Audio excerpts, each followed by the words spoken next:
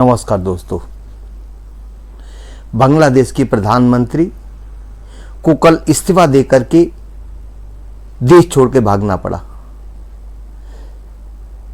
प्रधानमंत्री शेख हसीना 4 बार बांग्लादेश की प्रधानमंत्री बनी और अभी इसी साल जनवरी में चुनाव हुआ था जिसमें वो पुनः जीत करके प्रधानमंत्री बनी। लेकिन दुर्भाग्य रहा कि वहां के चुनाव के लिए जो विपक्षी दल थे वो सभी लोगों ने बहिष्कार किया था और इस बहिष्कार के बाद भी चुनाव हुआ। चुनाव के बाद उन्होंने सरकार बनाई। विशेष रूप से जो विपक्षी दल थे उनके साथ ये शेख हसीना प्रधानमंत्री जी जो थी वो विशेष रूप से उनको विपक्षी को जेल में डाल दिया था, प्लस अन्य चीजें थी। बांग्लादेश में विशेष रूप से जो प्रदर्शन का मुख्य कारण रहा, कुछ सालों से पेपर लीक, महंगाई एवं अन्य जो समस्याएं थी कि विपक्षियों को विशेष रूप से दबाया जा रहा था। वहां दमन करके सत्ता चलाई जा रही थी जो 2009 से 2024 तक लगातार रहा। और बहुत दुर्भाग्य की बात है कि भारत के पड़ोसी देश कई जगह सरकार अस्थिर हुई। इससे पहले श्रीलंका में हुई, उससे पहले अफगानिस्तान में हुआ और इस बार जो है एक चुनी हुई सरकार पुनः आंदोलनकारियों की वजह से देश के प्रधानमंत्री को देश छोड़कर के भागना पड़ा। और इसमें जो है सभी जगह शेख मुजीबुर रहमान की सभी मूर्तियां तोड़ी गई। वो बांग्लादेश के जनक थे, उन्होंने ही बांग्लादेश को आजाद कराया था, एक देश बना था पाकिस्तान से अलग होकर के। और इसके लिए ये तुरंत नहीं हुआ, ये कई सालों से ये चल रहा था और जिसकी वजह से जो भी विपक्षी थे सभी जेल में थे। चुनाव हुआ, जो बाहर थे उन सभी लोगों ने इस चुनाव का पूर्ण रूप से बहिष्कार किया था, फिर भी चुनाव हुआ था। और इसमें विशेष रूप से भारत की चिंता इसलिए भी ज्यादा है कि भारत का पड़ोसी देश बांग्लादेश है, जिसकी भारत से 4000 कुछ किलोमीटर का बॉर्डर एरिया लगता है, जो कि बहुत ही संवेदनशील है। कोई भी घुसपैठिया विशेष रूप से पश्चिम बंगाल या अन्य जगह भी जो है वो जा सकता है और इसके लिए भारत सरकार को विशेष रूप से इस पर तैयार रहना चाहिए। राष्ट्रीय सरकार पार्टी का कहना है कि भारत सरकार अपने विपक्ष के नेताओं के साथ मिलकर के बैठ करके वार्ता करके एक ठोस रणनीति बनानी चाहिए, जिसकी वजह से कोई भी बाहरी व्यक्ति भारत में एंट्री न करे। और अभी तत्काल आज की न्यूज है कि बांग्लादेश में एक जेल है जिसमें 500 कुछ कैदी जेल तोड़ करके बाहर आ गए हैं। उसमें कुछ आतंकवादी भी हैं जो हथियार लेकर के भी आए हैं। तो यह भारत के लिए बहुत चिंता की बात है। कल यहां के भारत के विदेश मंत्री एस जयशंकर जी एवं राहुल गांधी प्रतिपक्ष के नेता से संसद भवन में भेंट वार्ता हुई एवं बांग्लादेश के पे विशेष रूप से विचार विमर्श हुआ। आज भारत में सभी विपक्षी के साथ एक मीटिंग हुई जिसमें सभी लोग वहां पहुंचे और सभी लोगों ने अपने अपने विचार दिए। यह बहुत अच्छा है कि किस तरीके से इसको बेहतर किया जाए, क्योंकि यह भारत का पड़ोस का देश है, इसलिए विशेष चिंता करने की जरूरत है। भारत में विशेष रूप से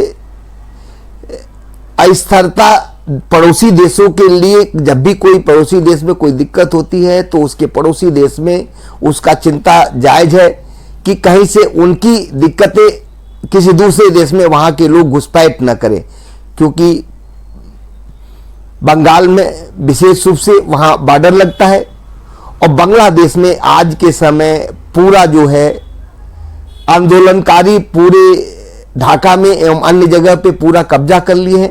प्रधानमंत्री के आवास में घुस गए हैं, प्रधानमंत्री के आवास में तोड़फोड़ किए हैं। और उसके साथ साथ सबसे बड़ी दुखद ये रही है कि वहां पे अल्पसंख्यक हिंदुओं के घर एवं दुकान तथा अन्य चीजें जलाए गए हैं, साथ साथ में मंदिर को भी लूटपाट एवं जलाया गया है।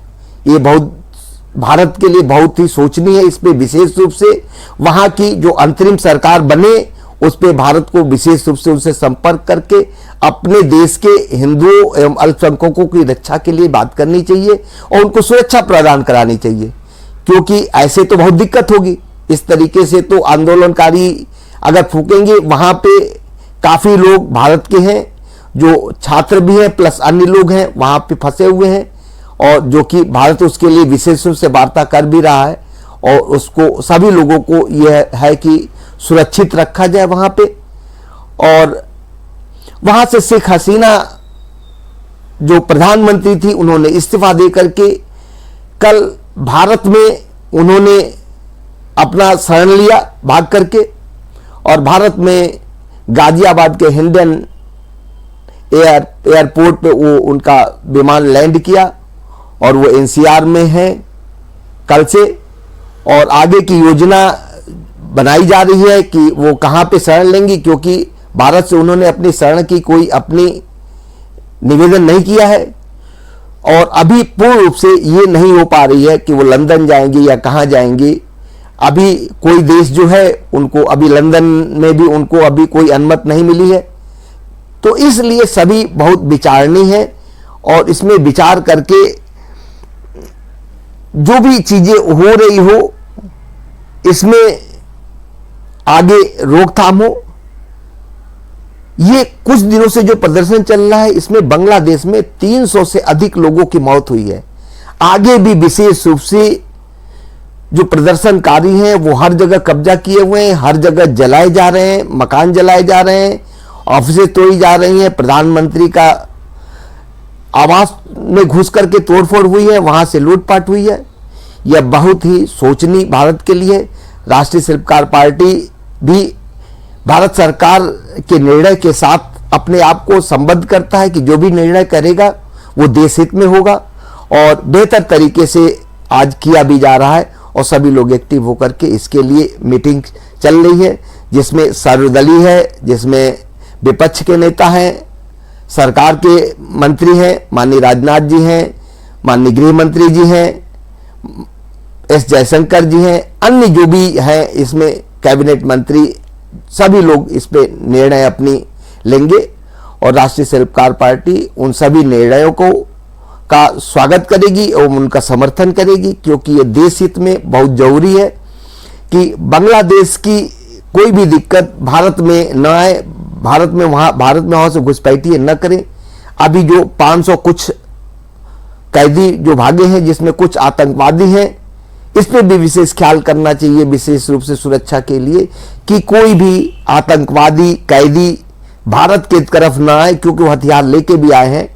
और भारत का बांग्लादेश से 4000 का जो बॉर्डर है उसमें बॉर्डर्स पे कुछ नदियां हैं, नाले हैं, अन्य तरीके की हैं, तो काफी लंबा बॉर्डर होने की वजह से भारत को इसमें सोचना पड़ रहा है और यह ऐसा नहीं होना चाहिए किसी भी देश के लिए। लेकिन दुर्भाग्य है कि अपने पड़ोसी देशों में ऐसा अस्थिर सरकार है। राष्ट्रीय शिल्पकार पार्टी का कहना है कि वो देश की सरकार हो या दूसरे देश की सरकार हो, कोई भी सरकार हो, ऐसी स्थिति न हो कि अराजकता फैले, प्रदर्शनकारी आंदोलन इतनी कर ले कि वो इतने मजबूर कर दे कि किसी देश के प्रधानमंत्री को अपना देश छोड़ करके भागना पड़े। जो 4 बार की पूर्व प्रधानमंत्री थी, लगातार उनकी सरकार 2009 से चल रही थी, फिर भी उनको कुछ समय में यह निर्णय लेकर के कल उनको देश से भागना पड़ा। जो इस तरह की स्थिति किसी भी देश में नहीं होनी चाहिए। जिससे वहां की स्थिति चरमराती है, साथ में जो पड़ोसी देश होता है उसके लिए भी दिक्कत होती है। तो राष्ट्रीय शिल्पकार पार्टी एक बार अंत में जो घटना हुई ये होनी नहीं चाहिए, साथ में भारत सरकार विपक्ष के साथ मिलकर के जो राय ले और उस पर कार्रवाई करे, इसके लिए राष्ट्रीय शिल्पकार पार्टी पूर्ण रूप से समर्थन करती है। जय हिंद, जय भारत, जय राष्ट्रीय शिल्पकार पार्टी।